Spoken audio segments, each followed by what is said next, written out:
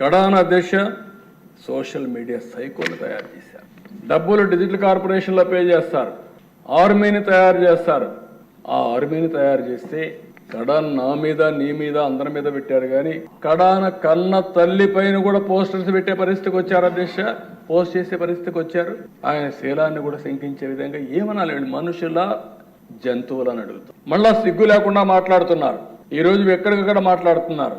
అంటే తల్లిని కూడా క్యారెక్టర్ అసాసినేషన్ చేసే వాళ్ళని మీరు నేను ఒక లెక్క, ఈ రాష్ట్ర ప్రజానికి ఒక లెక్క అని అడుగుతున్నా. నేను బాధ ఆవేదనతో అడుగుతున్నా. నేను అందుకే ఒకే మాట చెప్పాను, ఎన్డీఏలో ఏ లీడర్ కూడా ఇలాంటి అసభ్యకరమైన పోస్టులు పెట్టాం. ఒకవేళ పెడితే వాళ్ళని ఏ విధంగా పనిష్ చేస్తున్నామో మన వాళ్ళు కూడా అదే మరి చేస్తా. ఈ రాష్ట్రంలో ప్రతి ఒక్క ఆడబిడ్డకు రక్షణ ఇచ్చే బాధ్యత, గౌరవంగా బ్రతికే విధంగా విధానాలు తీసుకొస్తారని చెప్పా. అందుకే ఒకే మాట అన్నాను, రాబోయే రోజుల్లో ఏ ఒక్క ఆడబిడ్డ కూడా అవమానపడడానికి వీల్లేదు.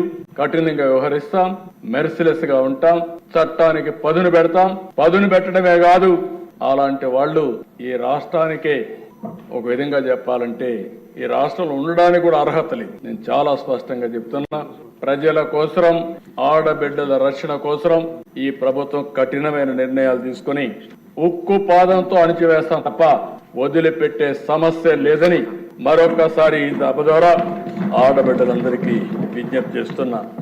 ఇది ఒక ఆర్గనైజ్డ్ క్రైమ్. మామూలుగా ఎవరో ఒకరు ఇద్దరు పెట్టుకుంటే దాన్ని మనం కంట్రోల్ చేయొచ్చు, కానీ ఇది ఒక ఆర్గనైజ్డ్ క్రైమ్ చేసే పరిస్థితికి వచ్చారు.